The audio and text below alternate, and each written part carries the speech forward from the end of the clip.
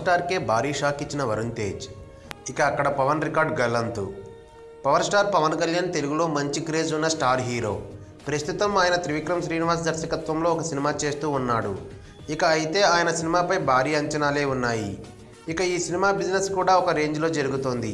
ఇక ఈ నేపథ్యంలో పవర్ స్టార్కు ఉన్న ఒక రికార్డును చెరిపేశాడు వరుణ్ తేజ్. బాబాయ్ సినిమా రికార్డు క్రాస్ చేసి కొత్త రికార్డు సృష్టించాడు వరుణ్ తేజ్. వరుణ్కు ఈ ఏడాది ఎన్నో అంచనాల మధ్య రిలీజ్ అయిన మిస్టర్ సినిమా పెద్ద హిట్ అవుతుందనుకుంటే ఆ సినిమా బాగా నిరాశపరిచింది. అయితే ఇక శేఖర్ కమ్లా దర్శకత్వంలో వచ్చిన ఫీదా సినిమా వరుణ్కు మంచి పేరు తేవడమే కాదు, మంచి సక్సెస్ అందించి ఫుల్ జోష్లో పడేసింది వరుణ్ను. అయితే ఈ సినిమా చిన్న సినిమాగా వచ్చి పెద్ద హిట్ సొంతం చేసుకుంది.